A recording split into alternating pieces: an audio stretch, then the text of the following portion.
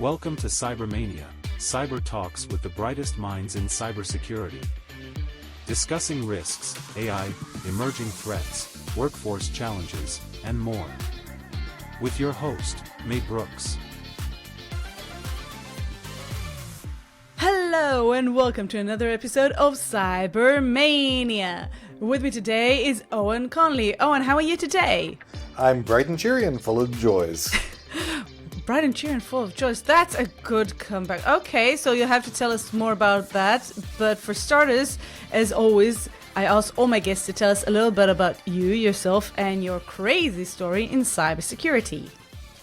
Well, I guess my kind of story in cybersecurity is something akin to a cybersecurity Lord of the Rings. As in, it's very, very long.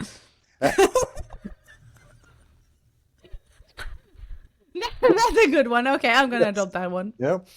So I've been doing this for 30 plus years at this point. Since you were 12? Yes, yeah, no. Since I was in negative figures, because obviously the white beard is completely cosmetic. Yeah. I know. Yeah. And basically I'm Irish originally, and I had the good fortune of growing up in Ireland at the point where all the US multinationals suddenly decided it was a good place to be. So that's where I got my start in technology and cyber. And from that, I parlayed that into getting to travel all over the world. And so I have officially worked on 4 continents and been responsible for work on 5. I haven't managed to get to Antarctica, but there we go. See, that's something to aspire to.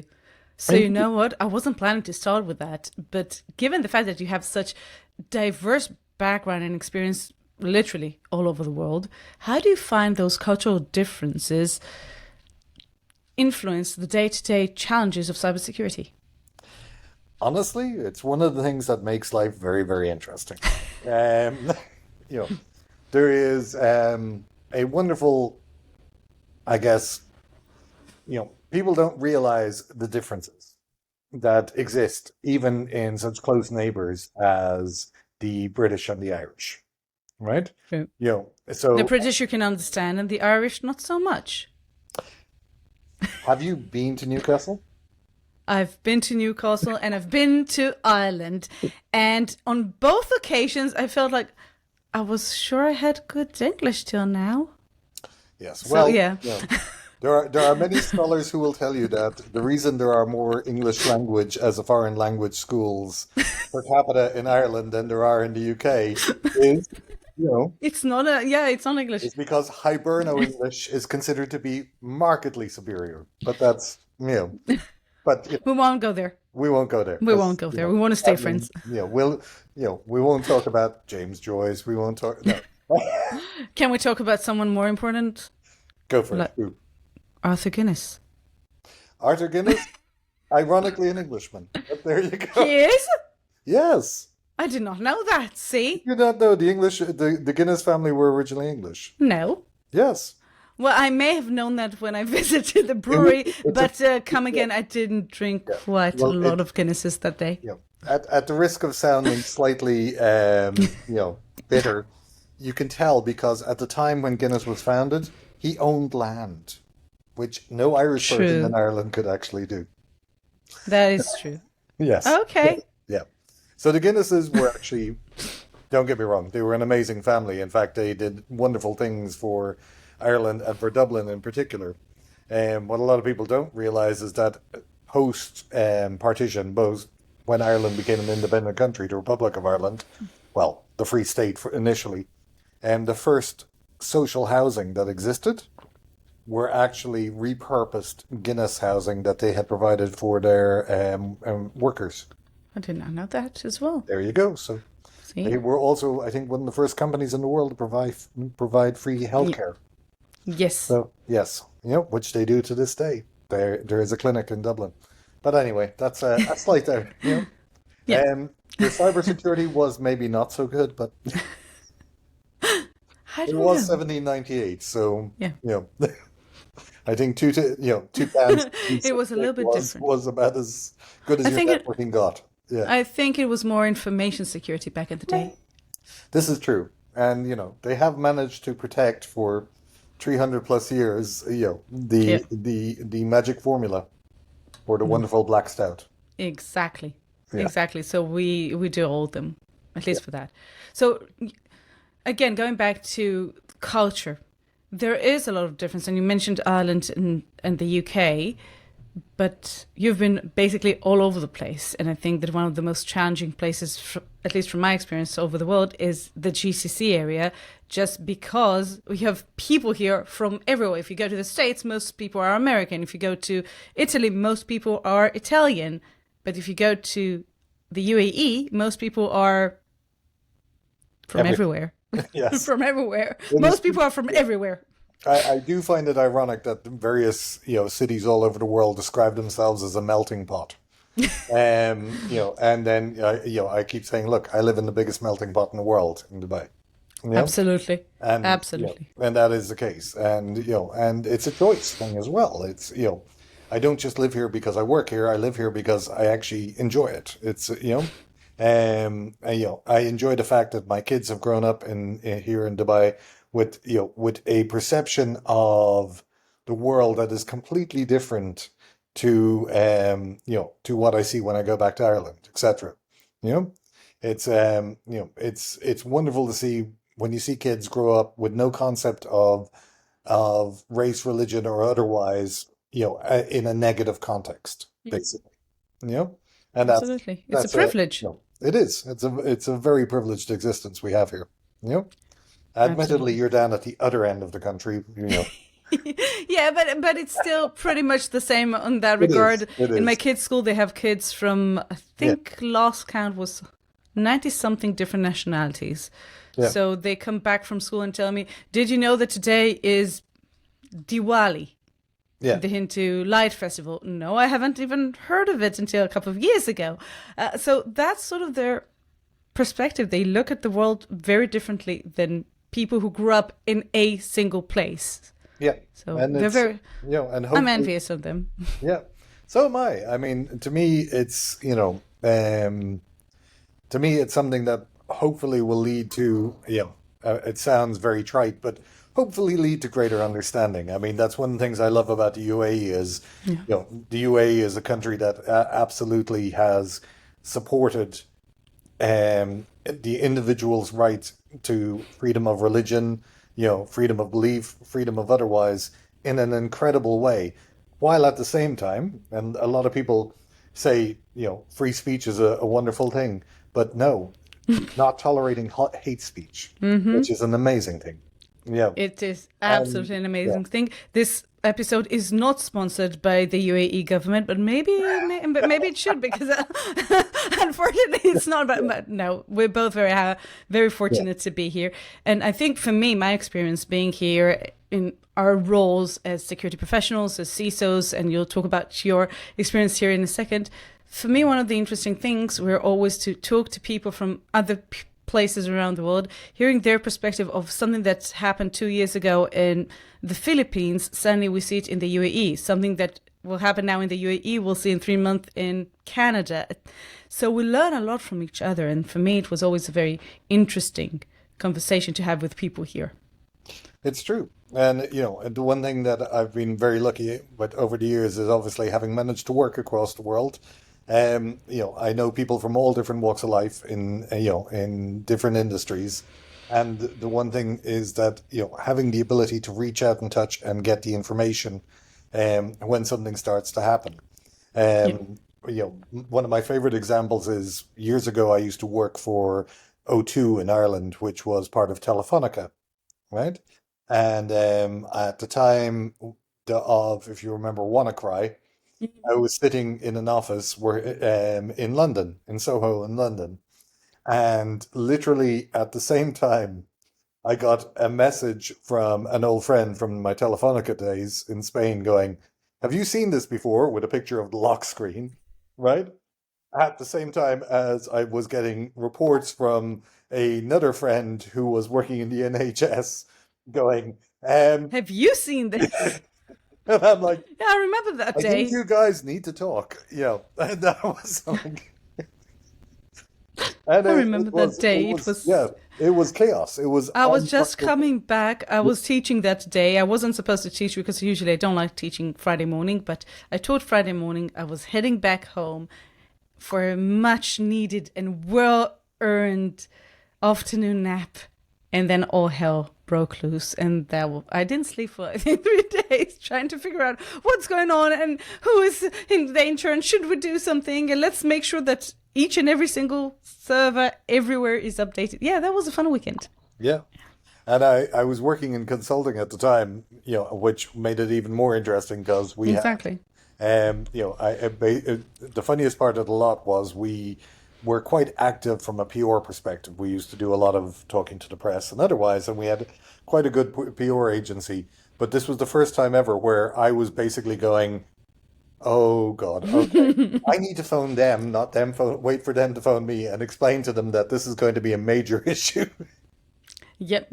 Well, you had your fair share of being involved in various incidents. I think one of the major ones in recent years was the data breach that you basically stepped into Careem.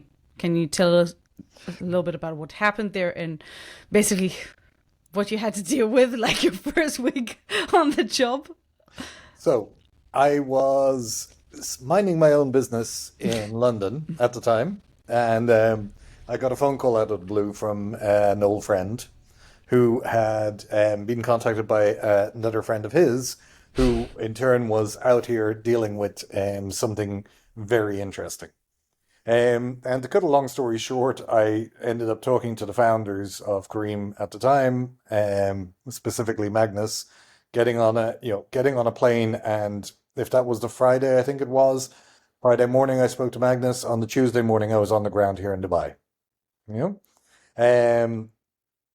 And what made the Careem breach interesting was at the time, Careem were probably the only 100% cloud-based company in the region. Yeah, they were very advanced. And can you explain a little bit about Careem, because most of our listeners are not based here? Okay, so Careem were, why were? No. At the time, Oh, what okay. I was going to say is Careem were at the time a completely independent, uniquely. We used to call them a unicamel as opposed to a unicorn. But they were one of the first unicorns in the region in terms of e-commerce growth, etc. Their core business was ride-hailing. They were the first company in the ride-hailing business to accept cash payments because of the nature of the markets in which we worked. They were across 14 different countries in the region, everywhere from Pakistan to Turkey. They were an amazing success story for the UAE, for the region in general, etc. There's nothing but good I can say about what Magnus and Madassar did in building Careem, because what they did was a completely different approach for the region.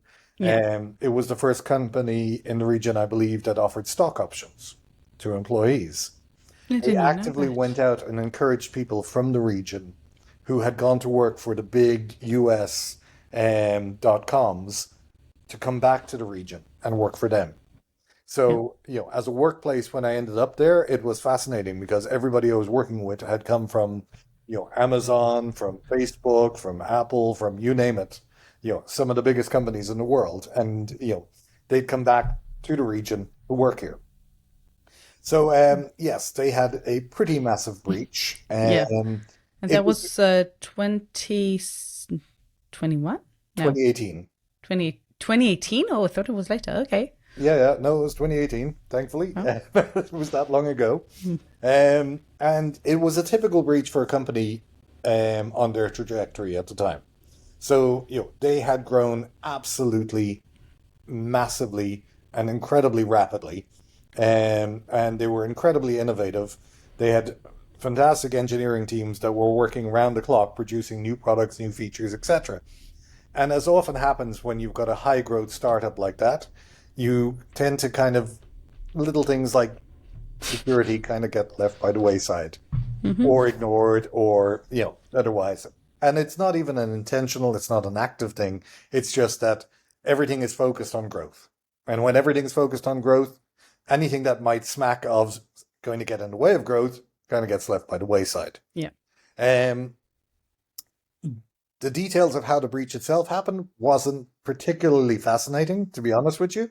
It was a typical kind of administrative error that allowed access that, in turn was cleaned up. What was very interesting about what Careem and what the founders chose to do at the time, and, it was quite funny because something that you and I would find normal in the Western world, right, which is the idea of going public, right, wasn't very common in this part of the world at all. Yeah. But the founders were 100% determined to go public. Now, that in and of itself was an exercise and a half, because that meant that we had to talk to regulators in 14 markets. So there was a lot of work. So from when the breach actually happened to when we went public, which was basically, we'll say effectively February to April, right? So it did take a couple of months to get to the point of going public, but they went public and they announced and they apologized and they explained to the public what had happened. And it was 15.5 million records. Yeah. And it was really interesting because there was lots of different, back and forth discussions. There were a lot of legal implications in terms of, even being aware of the fact that despite the fact that they were not a European country or company, and they were marketing to Europeans, as in people who were traveling here from Europe, etc., which of course made them, if you like, made it a requirement for them to be GDPR compliant. Depends. Some law firms will say if you don't market to the EU market, if you market directly to the EU, that's something different. But if you don't, and you have tourists from the EU, see, the problem is a tourist from the EU comes here and then they set up an account and they go back and then their email they don't delete the account. Yeah, that's true. That's true. It receives marketing, and So I mean, this was an argument I had with lawyers at the time. They got, of course, external counsel to go away and have a look at it, who came back and said, yes, this is correct. You are, you have to. But so and it's a challenge, especially in a global place like the UAE. It's such a global hub. People from all over the world stop here on their way somewhere, which is extremely challenging. So that decision to go public, was it about rebuilding public trust, or was it about what? How can you explain from what you know about and what you can share, of course, what was their state of mind, the boards, the employees? Why did they decide to share this incident? Because they didn't have to. Honestly, because they believed it was the right thing to do. I love that. Right? And that was, to be honest with you, they were like, we want to go public next week. And I'm like, no, please, please, please, hold on. Let's get some containment in place. Let's get, let's understand what we're doing here in a row before we go, and let's talk to some people. So, and then, but they were very determined that they wanted to go public. They wanted to let the public know. They wanted to make sure that people were aware that they were at risk, right? And, it was quite funny. I remember at one point talking to law enforcement here, and they turned around and I won't name the name of a very large, well-known organization here, globally. They went, oh, do you think this has anything to do with the breach in such and such? And I was like, what breach in such and such? Which had apparently happened a few weeks beforehand. And so it just shows you, it's very, It's always very challenging. I used to be in consulting for many years, and there was a time when I actually consulted to multiple insurance companies in the same country. Yeah. So I was basically going from one insurance company to the next almost every single day. So I would go to 3 or 4 insurance companies each week. So I knew exactly what was going on in this one and that one and this one. And you can't share that. No. And at some point they came up with an idea that a few consultants sort of tried to, how about the CISOs in the different insurance companies have their own little forum where they can discuss things under Chatham House rules because we can't tell you what's going on, but you guys should talk to each other. You really should. So, yeah, I think that's the perspective of advisors in many cases. It is. And I mean, that's where things like ISACs are fantastic. You know, where you have those industry specific fora where people can get together and actually have these kind of discussions. And it's something that, you know, I've seen in this region, definitely. There are, I first came to this region, by the way, in 2013 as a CISO for a bank in Bahrain. And, you know, so back then, one of my Bahraini friends actually put together a similar idea. And it was, you know, it was very worthwhile in terms of being able to do that. And it's good when you see a regulator like CBB at the time encouraging that kind of thing. You know, it's definitely a positive way forward. Yeah. Well, I think that what you mentioned in the beginning with WannaCry, with your friend in Telefonica and your friend with the NHS, I think that's, you just demonstrated in 2 examples the importance of keeping your professional network. I always said that my superpower is my professional network because my friends are so much smarter than me. So I can reach out, and if I know I have an issue, I will reach out to you or to anyone in my network, and I will say, have you seen something like this? Who should I contact? What should I do next? Like, people share with each other. Now, of course, you have to build and cultivate these connections, but I think it's super important, especially in today's hyper-changing technological world. Let's call it that. This is very true. And, you know, and it's good to know that I still, you know, in the last week or two, just even randomly, I've gotten messages from friends in San Francisco, in et cetera, you know, all over the world, Australia, otherwise, basically just reaching out to say hi and see how things are going. And, you know, actually, the friend in San Francisco is looking for an excuse to come over here and talk about security and AI. So, okay, that's... If ever there was a man to have, he would be it. But yeah. So I want to ask you something because we had that discussion offline, not now, but we talked a little bit about how cybersecurity is changing around the world. We basically both grew up in this industry when fear, uncertainty, and doubt was the reason we did what we did. Basically, we kept saying the sky is going to fall, the sky is going to fall, and then there was a breach. And guess what? I'm using Careem regularly, and I knew there was a breach, but. Yeah. And I'm a security professional. And that's the thing. The sky is still blue even after a breach. And I think that a lot of leaders and a lot of board members are sort of changing the way they perceive cybersecurity. So I want to ask you from your experience, seeing what's going on in the industry, and you haven't mentioned that, but you're also the CEO and you've been a CISO in so many companies over the years, and you do a lot of leadership consulting as well. How do you see those priorities change? How do you see board members? How do they see cybersecurity, basically? So I think they see it as inescapable, but not necessarily in a positive way. You have to do it because the regulator is telling you. You have to do it because the regulator is telling you. You have to do it because, you know, the consequences of not doing it are going to be painful. I think things like data privacy legislation are encouraging people to actually put a little bit of effort into it. I think, you know, my favorite piece of, I guess it's commercial, although in some countries it's actually been made regulatory, Saudi Arabia, fair play to you, you know, was originally going back to, 2005, was it? PCI DSS, right? Yes. And I love, and we've had this conversation offline, right? Why I'm not a big fan of ISO 27000 et al, but why I love PCI DSS is because it is prescriptive. It's not you should, it is you must. Have to. Yes. It has to be done.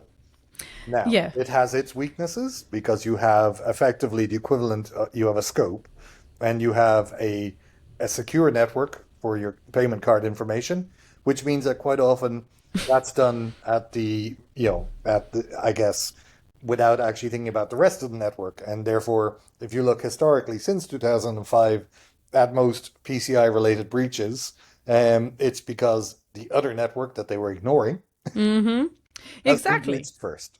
Yep. So I'm not against PCI. I love PCI, but I think that when you look at PCI, it's very narrow. It looks Yes. only at this. ISO is very broad. It's not going to tell you what to do. It's just going to tell you. It's not going to tell you how to do things. It's going to tell you what to do. You can decide. It does, but you still have. If you're working with a good auditor, you have to justify your decisions. If I decided in my company I don't want to have two-factor authentication for the users, and I can justify that decision. I can say, okay, this is. Please, I want to hear this justification. I have no idea how I would justify something like that. No, but for example, if an organization decides to do something, and I was very specific in the example I gave because it is, for me, it's very hard to imagine why someone wouldn't do that today. But let's say someone has a good enough reason. For example, they're in their first year of their security management system, and they're just starting doing awareness in the organization, and it's too much for the users. I'm not happy with that, but if it's in the roadmap and you will say within 12 months we will implement it, you know what?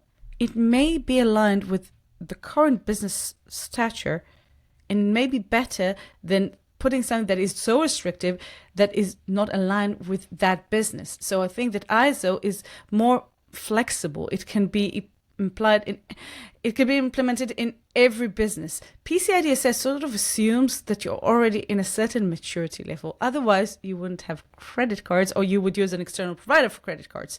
So, if I'm a small provider and I don't have a security management system, I will not be able to do the PCI myself. And honestly, I wouldn't take that.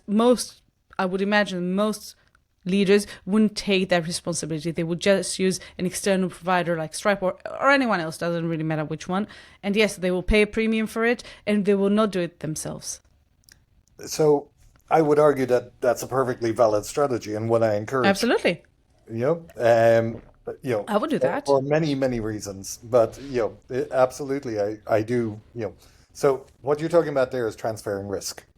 Absolutely. And, risk transference is a valid security strategy, a valid risk management strategy, but it's also a valid security strategy. Absolutely. And I do. But coming back to the ISO 27000, you're right. You can absolutely have it, it's very broad and covers lots of different areas, but it has this wonderful concept called the statement of applicability. Oh, yes. And I have yes.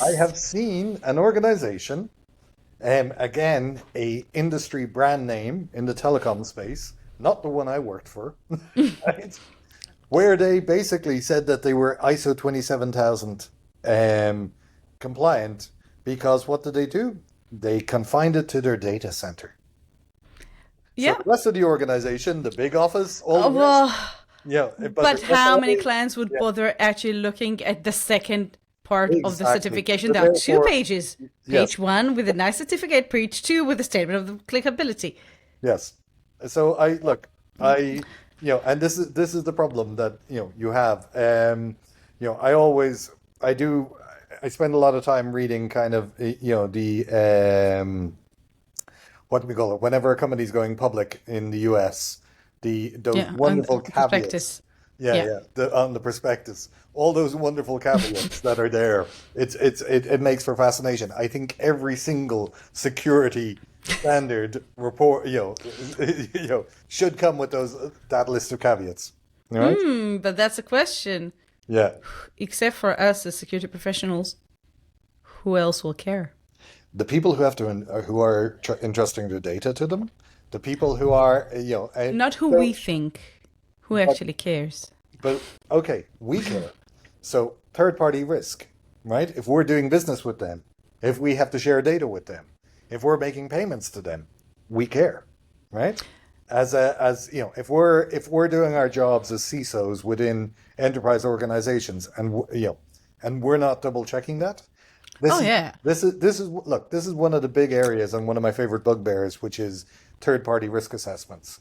And how we do that contractually, legally, from a regulatory perspective, how you classify your different organizations that you're dealing with, how you understand your third and fourth party risks, where you have concentration risk, where you've got multiple third parties, but they're actually all owned by one fourth party, and therefore you're putting all your business through this one big company, etc. And there's a lot of that, and that's again we go back to risk transference, contractuals, etc. It shows, So one of my favorite questions that I get asked a lot by people is, they go, okay, quite often when you talk to young professionals in the security business, you go, so what do you want to do with yourself? And they go, I want to be a CISO. And and the first thing I ask them is, why? Why? Why would you want to do that? Why would you do that to you? Only people who have been CISO say that. We're recovering. It's like, and I hear myself here talking about legal, regulatory, right? Contractual. I talk, talking about risk transference. And I realize that actually, this is the reason why we say, why would you want to be a CISO? Because we started out as geeks wanting to play with technology and do cool security stuff, hack stuff, etc. And sadly, our life consists of about maybe 3% that and 97%. Well, that's why I always say when someone tells me I want to be a CISO, I try to understand his or her personalities and understand what makes them tick. If that's the sort of person who's, let's call it an engineer state of mind, and they just want to leave me alone, just let me play around with a computer, you're probably not the right person to become CISO. That doesn't mean that you're not a good person. That doesn't mean you're not a wonderful professional. But if you go down that route, you're probably not going to be very happy with that. And I want to tap on that because you've had multiple CISO roles and you've also been in other leadership roles, including CEO. And I want to ask you, how does that dual perspective change or shapes your leadership style? So the short answer is, as a CISO, as a CTO, as a CIO, it doesn't matter a damn, right? Effectively, and even as a CEO, right? Effectively, I go back to my analogy that we discussed the last day, which is, my job is to protect the revenue stream of the company, right? And more as we are dealing with online companies and online businesses and businesses that are dependent on technology. Actually, show me a business that isn't at the point, right? You only have to look at Spain and Portugal in the last 24 hours and see that even, the corner bodegas were down because they couldn't accept card payments. And guess what? Nobody carries cash anymore. So what were you going to do? Take out a ledger and write down what everybody owes you and hope to hell that they're going to show up and actually pay you, right? And how will you even report it back to the tax authorities? Exactly. Forget if people pay or not. Forget that. I don't want to deal with that. Yeah. Never mind the asset management, the inventory. No. Yeah. I'm not dealing with the tax authority. Thank you very much. Yeah. But you notice we both understand all the different problems that come with that. And that's what experience teaches us, right? We can start having, I remember having a conversation with another quite well-known brand here that I did some consulting work for recently, and talking to their IT team, and they used to joke that I was psychic. Because they tell me what they were doing, and I tell them all the problems they were encountering. And, okay. Right? And the reason I could tell them what problems they were encountering is because, guess what? I've done this before. Right? And, and this is what experience gives you. Is the understanding to understand, okay, you're in this business, right? You're doing that, and that, right? Mm-hmm. You now want to roll out the following technologies and make these changes. Here's what you're going to run into as problems, right? And you can predict it. It's like 9 out of 10 times I have this conversation on a regular basis with people around identity and, and privileged access management. And, I find people, so there is one weakness in this region that I will call out, which is that products don't solve problems. People do. Right? Yes. And unfortunately, what I see quite often, particularly in the identity space, and particularly in the privileged access management space, is people think by buying a product, they're going to solve a problem. Right? And then guess what? They implement that product, and then the auditors come along and they call a whole bunch of things wrong. And then what happens is, rather than trying to solve the actual problem, they try out the product and go looking for a new one. Well, that reminds me, I was working in the region for a company, And the CEO comes up one day and tells us, we need DLP now. Now, I was turning around and about to tell him, we need to do data classification, which is something I've been pushing for month and month. We need to do data classification and labeling, and only then we can start dealing with the DLP. And one of the engineers told him, no problem, I'll set it up today. And I was looking at him, and I'm like, how are you going to set it up today? I'll turn it on Azure. Well, I could do that, but that means the only thing I will protect is basically ID numbers and credit card numbers.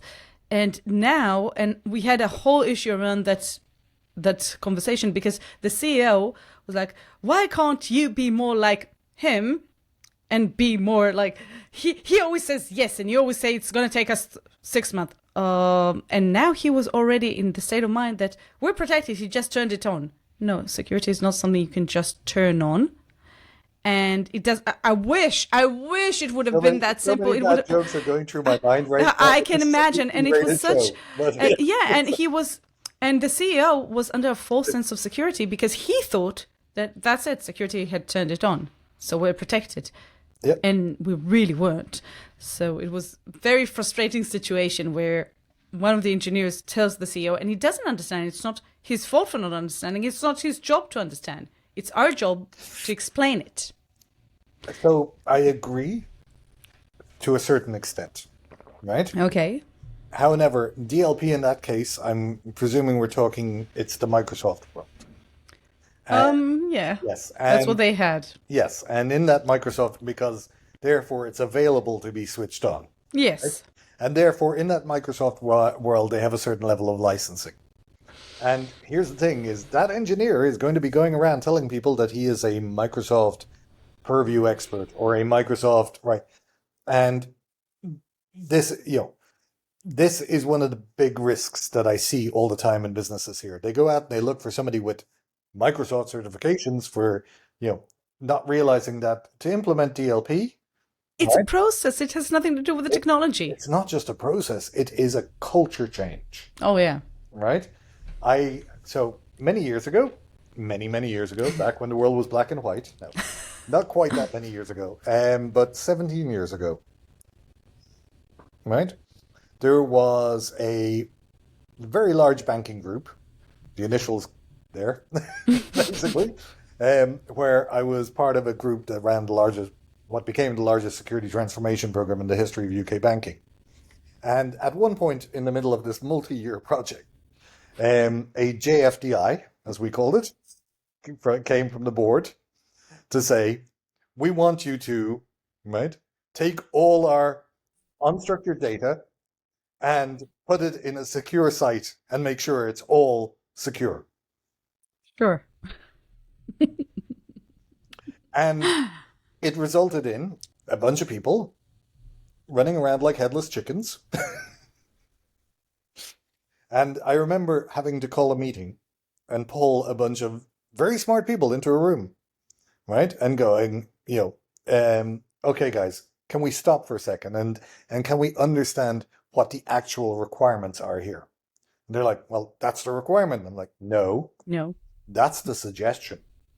And they're like, it's not a suggestion. And I'm like, oh, no, it is. Trust me, because they don't understand what actually doing it involves, right? And the following is verbatim the conversation that was had with somebody who I respect tremendously as a technical person, right? But it was a business conversation, and the conversation went as follows. Okay, so what do we need to do this, right? We need to have some form of data classification, don't we? And they went, yeah, but that's easy. We just, high, medium, low. And I said, okay, and you are qualified to decide what should be high, medium, and low. Well, yeah, it's security. Okay, so you know what each department does, and you know what should be confidential or not confidential for each department.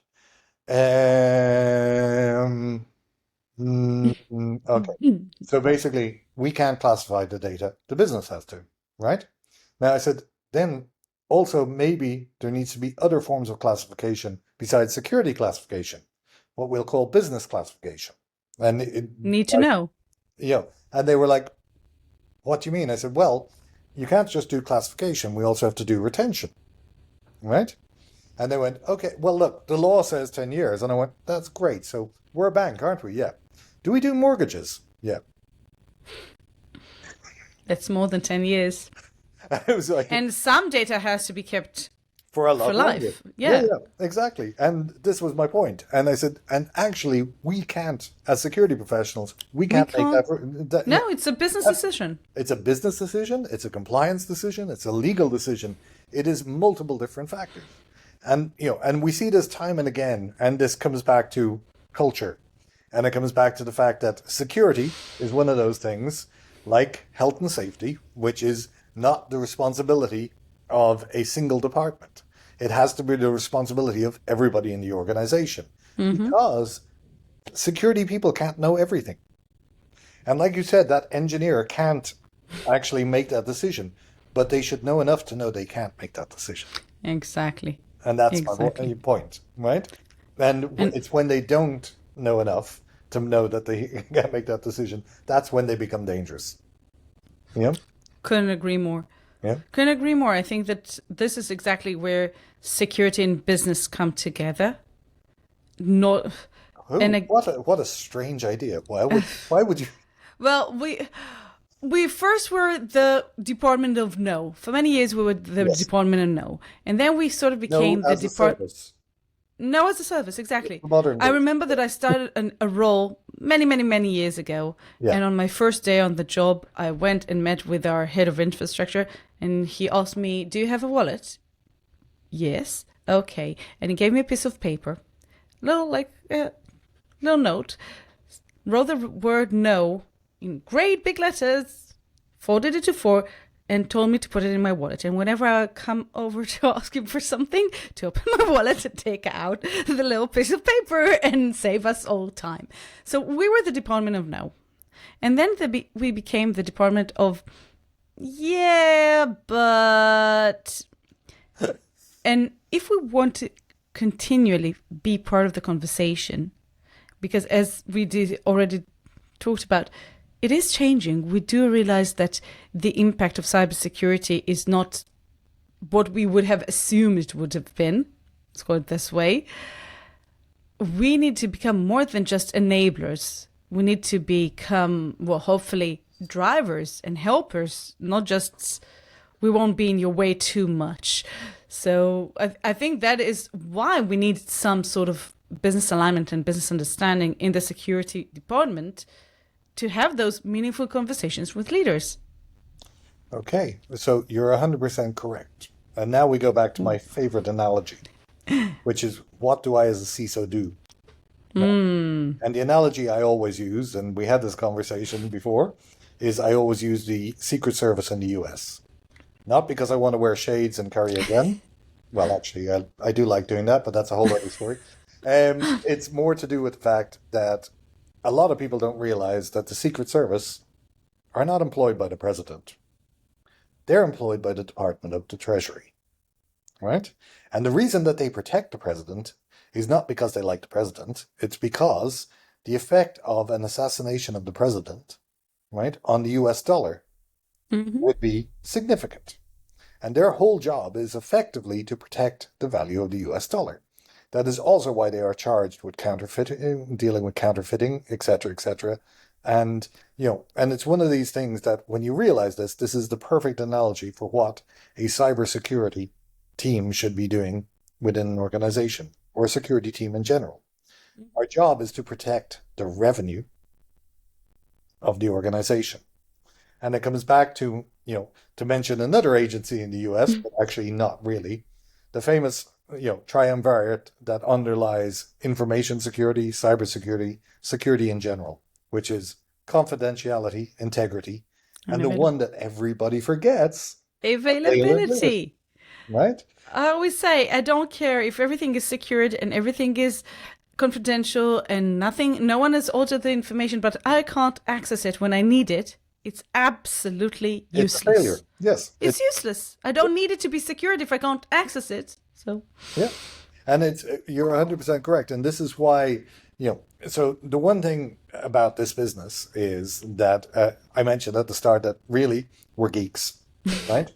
And there is a certain amount of it that you have to be, because geeks by their nature always want to learn new stuff, right?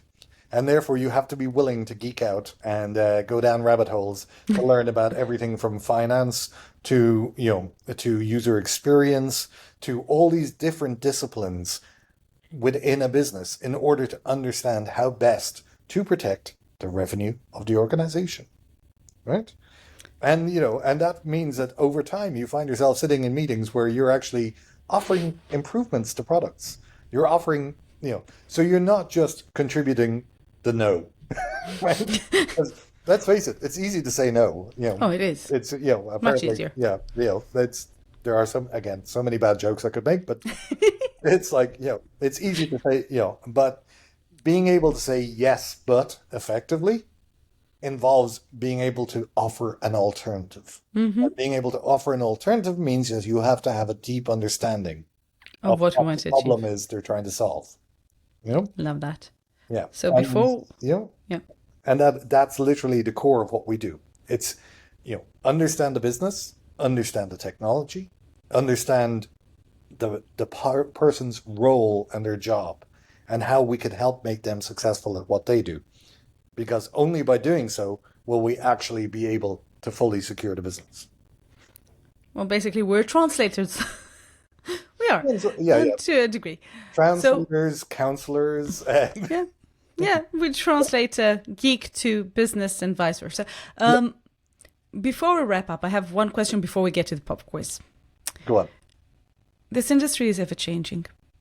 We have new technologies emerging all the time. I didn't say AI for this entire episode, which is quite impressive. ML, AI, Kubernetes. I didn't say any of them. I'm very impressed. I think I should get a golden star for that. No, but seriously, this industry is ever changing, and it's very hard to make predictions. But you've been here for a while, and I'm sorry, but and we talked a little bit about business transformation and cybersecurity transformation. And I would ask you for your insights. How do you see this industry giving all the rapid changes and the changes to the business world and the fact that we're all relying on the digital world more and more? How do you see our role in cybersecurity evolve in the next, let's say, 5 years? I wouldn't be too presumptuous. Honestly, so again, many years ago, I went to do some work in a very large organization, and they had security architects, a whole team of them. It was amazing. And those security architects, when I went in, were working on security roadmaps for 5 years and 10 years. And I remember sitting there looking at them going, I can't even tell you what's going to happen next year. Right? I literally can't. Tell me in 2020, in January 2020, were you expecting, the global pandemic? No. Can I give a shout out to our friends in business continuity? Business continuity is a subdiscipline of what we do, but they for years they took abuse. Right? For talking about pandemics. Well, I can tell you that I took abuse in 2019. I was working for a company, a global company, and we were doing its BCP. Yeah. And we had multiple locations around the world. So let's say in the Florida location, we talked about hurricanes, and in the Israel location, we talked about a war, etc., etc. Yeah. And then I came up with, let's talk about something that will take all of us out, basically a global pandemic. And it's a good thing that we were in a building where the windows couldn't open, because otherwise the CEO was very close to throwing me out the window, but he couldn't open it. So he's like, I'm not getting ready for a global pandemic. Now, to be honest, it didn't really make a difference because we had such a great BCP plan. So a year later, we just basically implemented like you to you, you to you, you to you. Oh, it's fine. But yeah. I feel that. Yeah. It was still feel that pain. Yes, but I felt so happy for because I've worked with a lot of business continuity specialists over the years, and it's one of those things that they you can see them cringing as they go in to talk about it, but it is something that you need to plan for. To talk about, yeah. We both grew up in countries where at the time we had unfortunately, a lot of terrorist activity. Mm-hmm. And therefore, in Ireland, we learned from a very, very early age that business continuity actually matters, right? Yeah. And it became a thing, and therefore, it's only true again that experience, that lived experience, that now people actually take these things seriously. Other things I'm thankful to COVID for is it drove this region to the cloud Yes. in a way that wasn't happening before that. But as organizations discovered that they couldn't support, 5,000 employees coming in over that one pipe to access their Exchange server, it drove more people to the cloud. Now, what that has meant is that I do see a lot of organizations that are still playing catch up.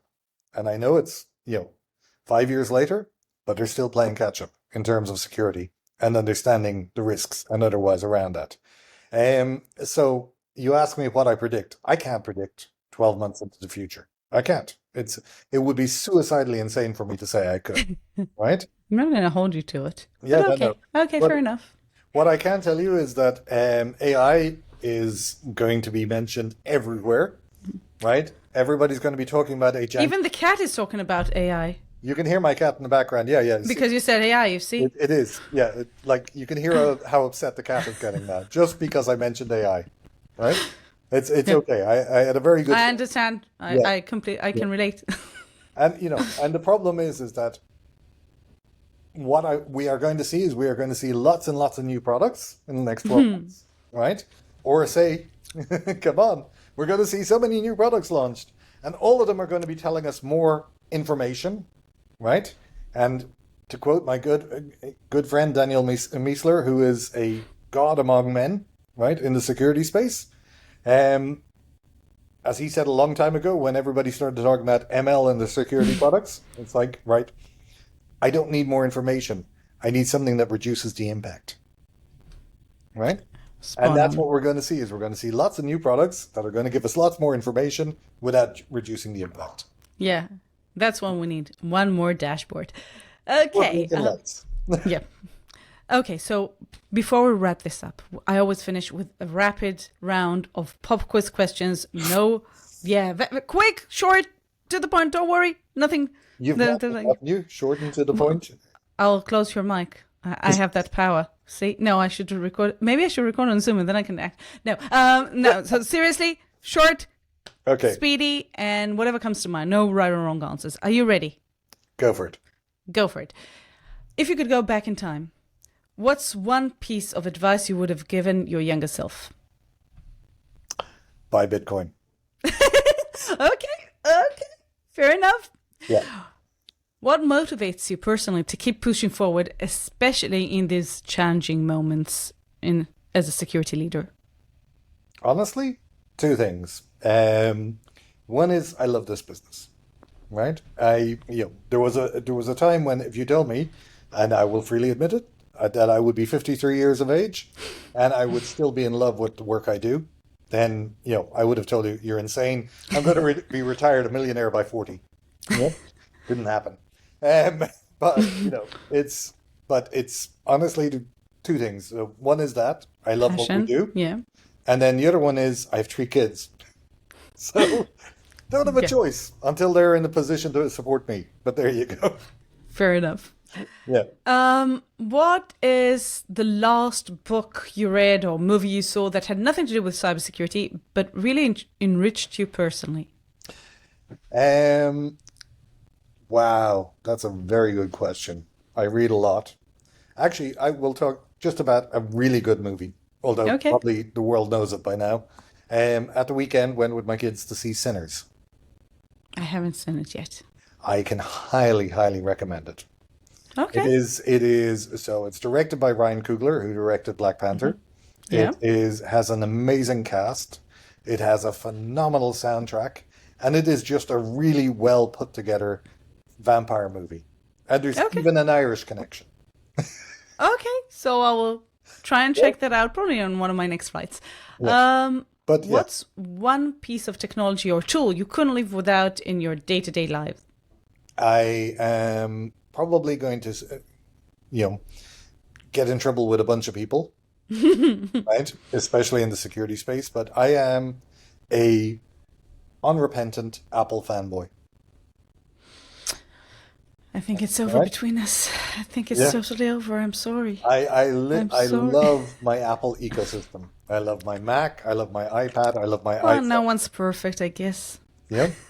And we both have a common friend, Jay, who is also exactly the same. I know. We are both I'm not happy. judging. No judgment here. I'll.